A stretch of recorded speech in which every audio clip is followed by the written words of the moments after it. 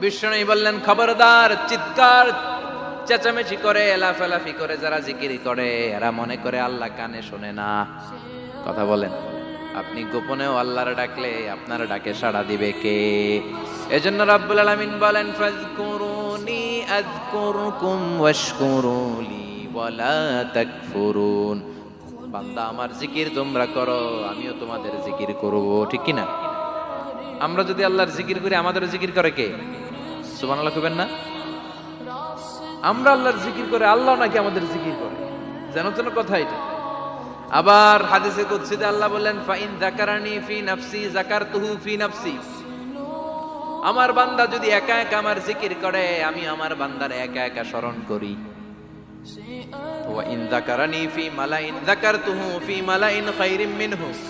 এরকম মহা সম্মেলন করে যদি কেউ আমি আল্লাহর জিকির করে, আমি এর চেয়েও বড় মহা সম্মেলন ফেরেশতাদেরকে নিয়ে করে আমার বান্দারে স্মরণ করি। ওয়া ইন তাকাররাবা ইলাইয়া শিবরান তাকাররাবতু ইলাইহি যিরাআন। আমার বান্দা যদি আমার দিকে এক বিঘত আসতে চায়, আমি আমার বান্দার দিকে এক হাত এগিয়ে যাই। আমার বান্দা যদি আমার দিকে এক হাত আসতে চায়, আমি আমার বান্দার দিকে দুই হাত যাই। ওয়া ইন আতানি ইয়ামশি আতাইতুহু হারওয়ালা। আমার বান্দা যদি আমার দিকে হেঁটে হেঁটে আসতে চায়, আমি আমার বান্দার দিকে দৌড়ে দৌড়ে যাই। সুবহানাল্লাহ পড়ে। এজন্য বিষ্ণু বলেন, লা ইয়াজালু লিসানুকা রাতবাম মিন যিকরিল্লাহ। আল্লাহর জিকির দিয়ে জিহ্বাটারে ভিজিয়ে রাখবা। কার কথা? চিল্লায় বলেন, কার কথা?